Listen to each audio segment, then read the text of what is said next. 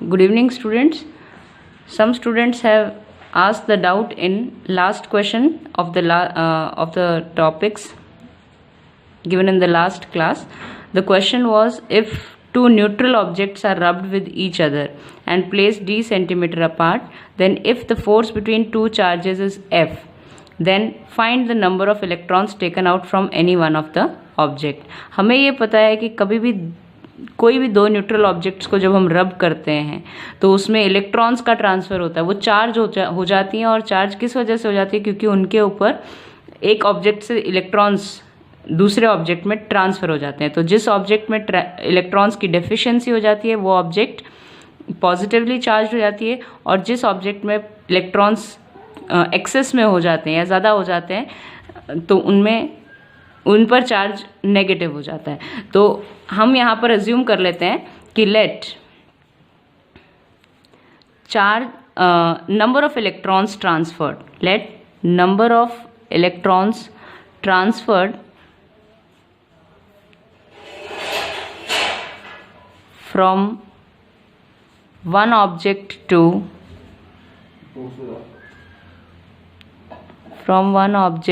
to another is n. Then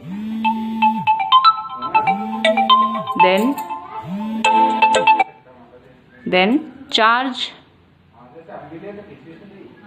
transferred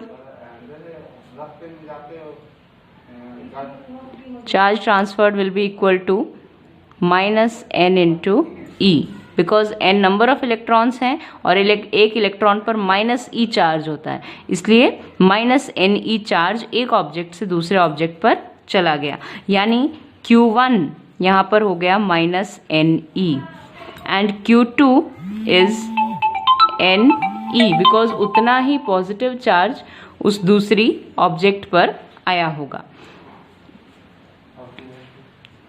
ठीक है, और यहाँ पर हमें दे रखा है distance r is equal to d centimetre. कितना दे रखा है? d centimetre.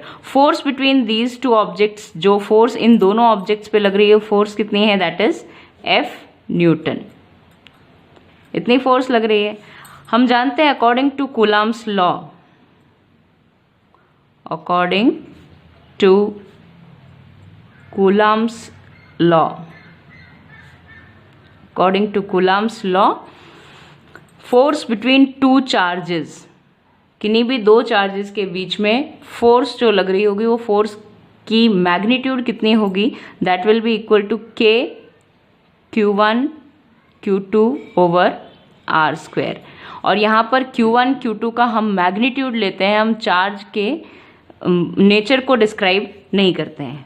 यानी हमारे पास अगर माइनस एन ई चार्ज है तो भी हम उसकी मैग्नीट्यूड ही लिखेंगे केवल n इंटू ई, प्लस एन ई चार्ज है तो उसको भी हम n इंटू ई ही लिखेंगे।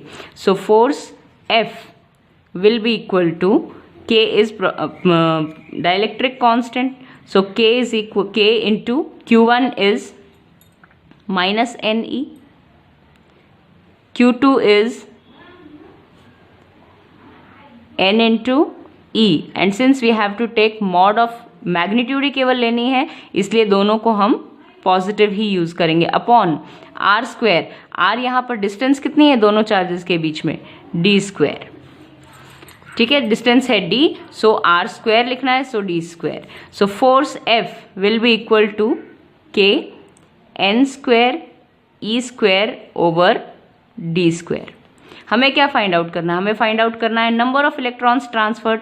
हमें पता है फोर्स, हमें चार्ज ऑफ इलेक्ट्रॉन पता है, हमें डिस्टेंस बिटवीन द बॉडीज पता है, K हमें पता है, N की वैल्यू निकाल सकते हैं, that is F D square over K E square, that is equal to N square. केवल N स्क्वायर को यहाँ रखा, बाकी सारी क्वांटिटीज को नेक्स्ट साइड पर ले गए।